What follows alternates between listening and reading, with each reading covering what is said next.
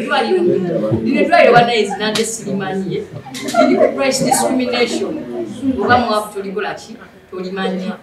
So yeah, so we don't know what them. Chobola bandimanyi era n'abatali manyi munamuna yobategeza TMR tuli bane munadia yes era nga bannayuganda munamuna bali ya Africa that's the diaspora banyambyeko nina abantu nina abapadde merchant code bagiperedde bwerere bangamba tugenda kutemako yadde ki ekikumi yes bannayuganda kuteereko ssente yes so medical reports ne teams ebisigadde reports ezo tujja bazikola ki producing because we promised some funds from very many people. Bagama is when I did a of Kadimozich, Gambuleta, so Sawayana, Dukanga Wagambia, Jabba, our Wakuchi, Coca-Cola, Wabla to Jagaba Cave, maybe Kiriskas need work for Muchtegate. Yes, together we shall only provide those papers that we only have consent about it. Yes, as a patient and as a medical institute. As a patient and a medical institute, there are some guidelines, rules for Batambulida until empapulizing Tevaina Skolachi to stay community or kuma privacy yomuchi, yom ready. Wabla Katuano, we have to some ready Yaluzizechi. Losing privacy. Yes, I'm not doing this thing for my own. Yes, just to follow that chikolachi. Yes, thank you. So, also, we have to merchant code. Thank you very much. Jaden, thank you. I think no questions for him. Yes. If you have any questions, the merchant code. Zubaida is going to share. Someone is coming here. And she's going to share more information.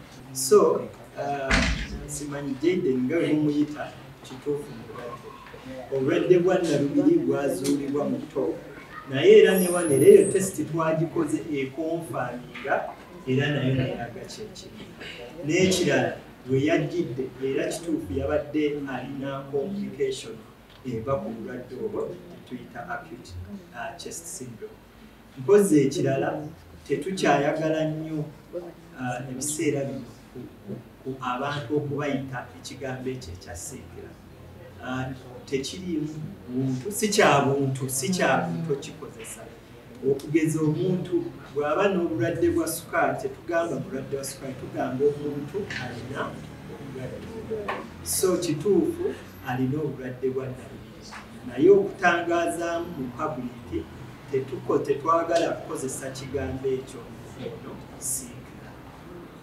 tugamba omuntu alina obulwadde bwa Nalubiri oluzungu ne tugamba someone sickle cell disease not a sickle kiri ekigambo oba kivoola simanyi kiri inhumane tekiri si kya buntu bulungi edda bwe kyalinga nga tukikozesa naye kati ekyo kibata tusakikozesa so twabadde tukoze waliwo ke tuyita kasikana k'omutima mu luzungu wamuusawo ke tuyita echo so bwe twakoze sikaani eno twasanze ngu obugeeti obumu obw'omutima bunafunafu nga kino kiva ku bulwadde buno okubeera mu mubiri ebbanga naddala nga omuntu tafunye obujjanjabi obuyinza okukendeeza amaanyi g'obulwadde then nakyale tukebera ne tusanga nga bwe muwulira pressure eya bulijjo so organ ezisinga mu mubiri zisobola okuba ne pressure eya waggulu tusanga amawugwe gano galimu pressure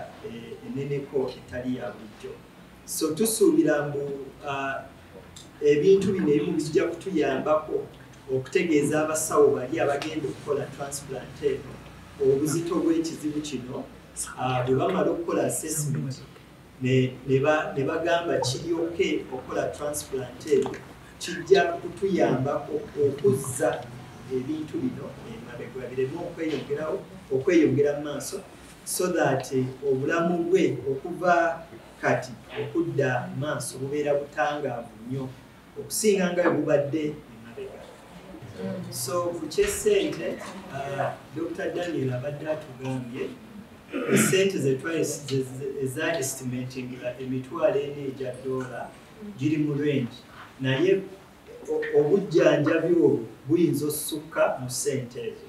Ekyo kimu. Ekyokubiri, obujjanjabi bulina emitendera esatu.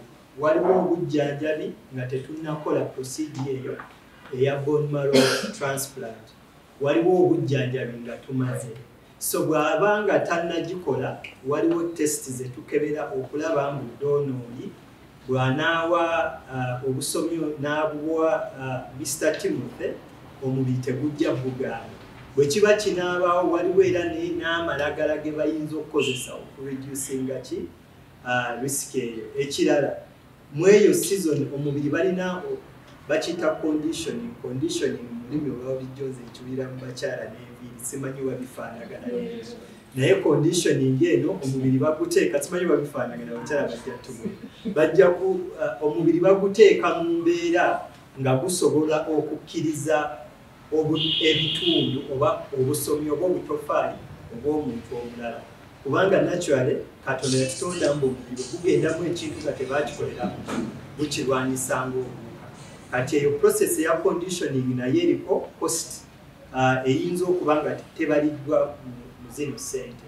Then bwe tutuuka procedure yennyini nayo ejja kutwala cost.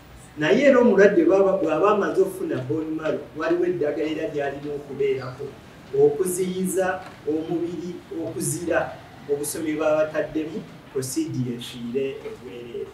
Then ekirala kyagambye mbuno essente entuufu zijja kusinziira wa we tukoledde procedure eyo.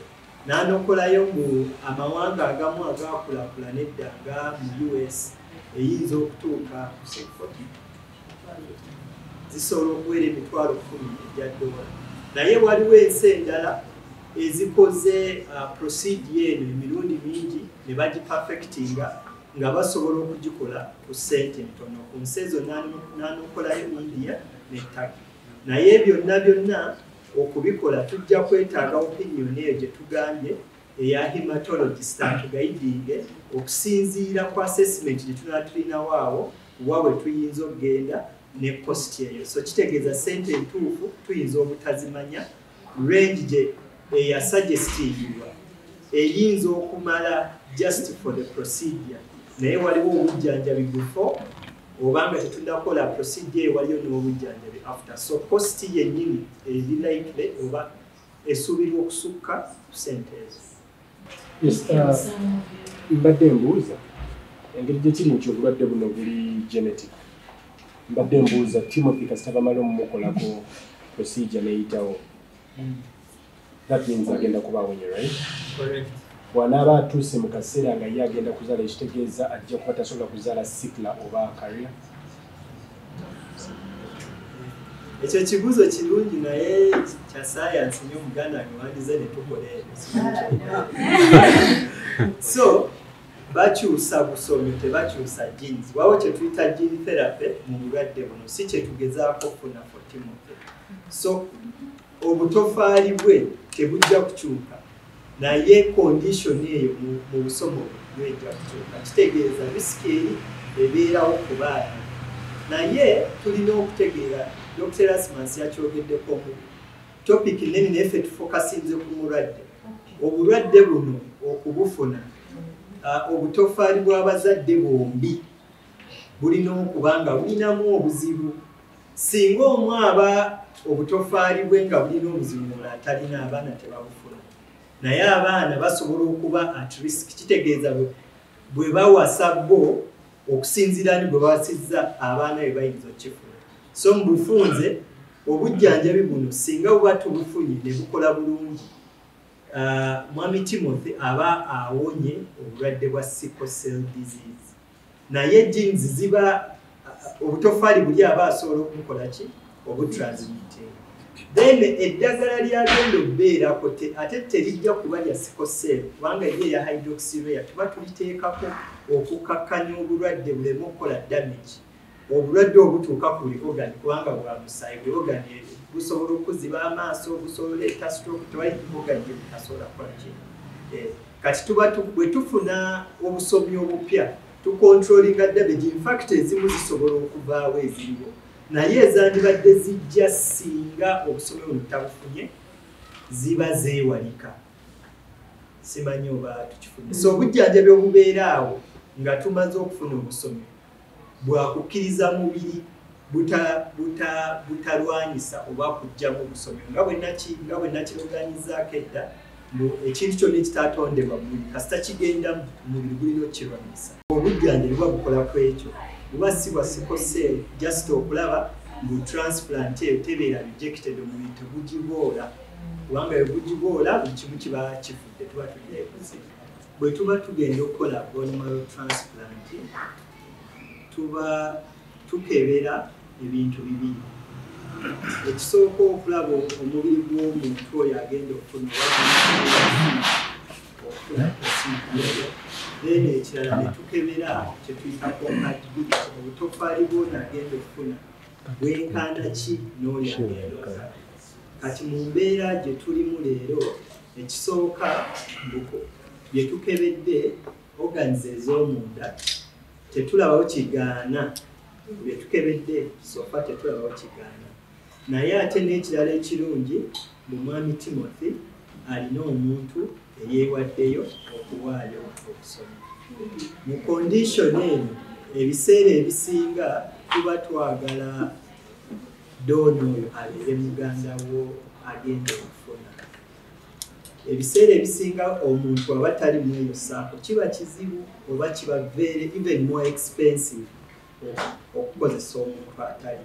So kyetuli ekyomukisa ekirungi mbw'ajja okuwa obusome waali ne organs ez'omunda zetukebeddeko sofa tulaba mbu asobola okusustaininga okukola procedure. Naye okweyongerayo tujja kwetaagayo guidance ne obukugu obw'omusawo oli gwe tuyita ow'omusaayi gwe tugenda olaba enkya ku makya okwongerako ku testi zino tulabe nga agenda okuwa n'agenda okufuna genes zifaanana. Ebiseera ebisinga eyo chance ebeera nnene kubanga abantu bano babeera baaba mu bantu be bamu baba baafuna obutofaali nga genes ezimu za maama endala za taata. So bwe tufuna muganda ekyo kye kiba kisingayo. Test ezimu twazikoze I think Dr. Daniel agamba endwere ezaawano endwere zigenda zisasula. Naye era bantegeezezza mbu ne appointment eya hematologist naye biirwe eyo igenda gifuna.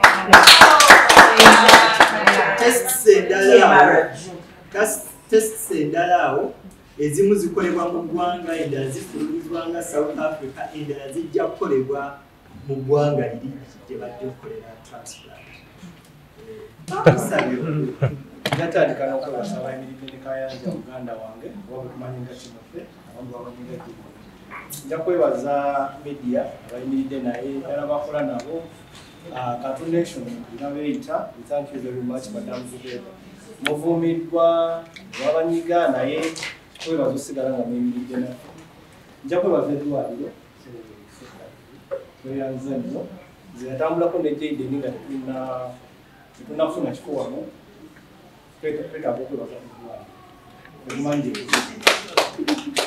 Nja kwebaza Abannayuganda abasigadde nga baweereza ssente weewaawo nga abamu ku bannaffe bavumirira kozi getuliko. Nja kwebaza Abannayuganda bayimiridde ne Jayden mu kaseera kano kuva nga talina yadde n'ekikumi until today when we have at least we can do. Nja kwebaza maama abadde ne Timothy ebbanga lyonna zinabeerako naye emirundi 2-3 mu ddwaliro naye kitiisa. Mama wewe bali kuyimbira ne Kayanja obutapowa. Ekiyanja kwebaza Timothy ng'omuntu obutapowa, not giving up upon his life. Zinajja wano ku Saturday nga Timothy osooka mutuukako kutegeera, but I'm happy that he's really talking right now. Koze eno yatandika from Monday, December 1st, I think nga kamukafulumye azibeda tebaali bakoze. Era twafuna omuntu eyasooka okuweereza ssente ezasooka bali bamuyita Nakawumbe Jembera nga yaweereza emitwalo 10 ku ssaawa 14 n'eddakiika 40. empapula nyingi nnyo abannayuganda abali eyo tunalya ssente yamu temweriza mukyala Zubeda ako kasukulu ekyalo mutulya ssente baavu tugenda nga ku executive media tugezeeko basomera abantu baweereza ssente naye olwokuba tuli ku conference tulina okufunzafunza akadde muzikirize ntemeteme tusavuwaze tuveeyo tukozesezza enkola 4 oba 5 mutuyisa okuweereza ssente nga muno tubadde ne Airtel Money mobile money zezasinga okutambula tubadde ne Lukape ne GoFundMe ezitambudde Lukape bajjajji banyumirako mu maaso awo naye yasobola otuwa merchant yasobola okujoininga mobile monies olwa Airtel olwa MTN osobola okuweza JD ssente as of today December nga 9 2025 ssente eziriwo ziri obukadde 79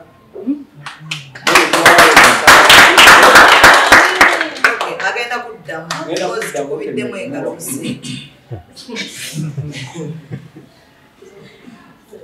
as of now nga wetudde wano ssente zemmanyi ziri obukadde 79 mu emitwalo 79 mwemu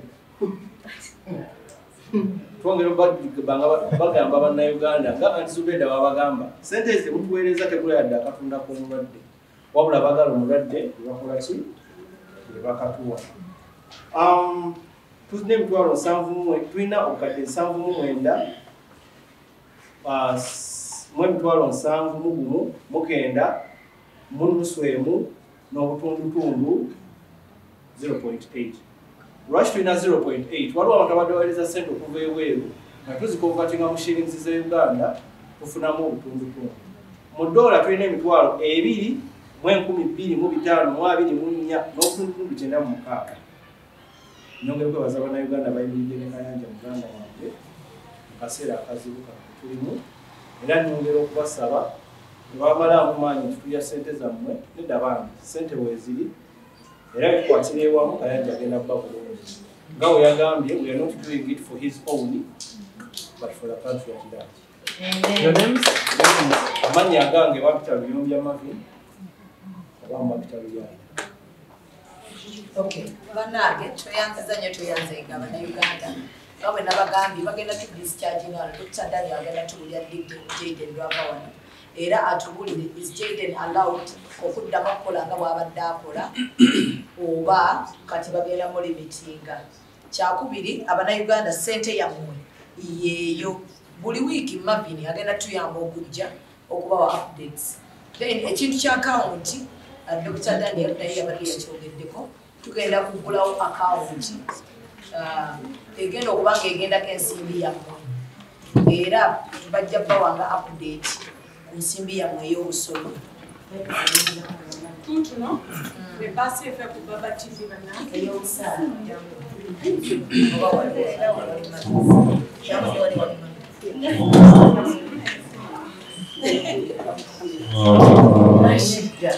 So, bana twebaza nnyo Bannayuganda tulina empisa mpitirivu era twagala bategeeza tetuli banyiivu ku byonna ebyogerwa tuli basanyufu era twagala bategeeza tetulina amiyadde entonda ate nga tubagamba mulina right okwemulugunya ku buli kimu kyemunaatugamba tuli betegefu. Bannange basi eva ku Baba TV, thank you so much.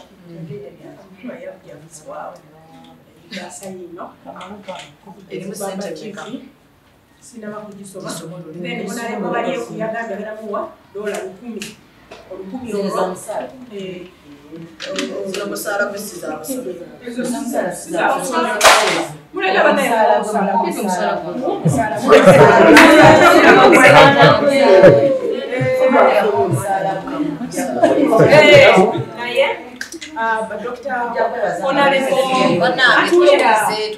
Dr. Honorable Balieko Madam yagambye amuwadde $10,000 n'olwekyo ezo nina kubeera nga nzireeta nga nzituusa okategedde akantu ako kweyanza nnyo Abannayuganda okutukwatirako ndowooza ebigambo bye bayogedde ebya ssente mwabitegedde nti we estimated a wrong amount obategedde akagambo k'oluzungu tukyetaagira ddala ssente okutuvuma muvume naye ekisinga bw'oba oyogera ku Jayden ne posita n'ennamba z'essimu wali eri naye nga munnange nga tetunaba kugenda wala kubanga nziruka omwana wange agenda kuyonka njagala kubeera nga nkola kineyaza Dr. Daniel n'abasawo bonna banange tweyanziza nnyo mwebale tetuli bangungu tutyo olusaba mubatafukamu olwempisa tusiwungamu naye nga munaye mwebale kubeera nga mutugumiikiriza mwenna eddwaliro bannaye ttiimu mami Jaden nawe munaye tweyanziza mwenna abali ku kintu kino temujjamu mukono ebigambo tebitta muntu okategedde nti munaye bwetunamuvaako ani anaamubeerako wali okategedde nolwekyo Abanayuganda mbadde ensaba mwekwatekwate ezo ez'omusaala olaba basemba kukola naye nga munnange tweyanziza nnyo tweyanzenge Mukama abantu neki omusonga naawe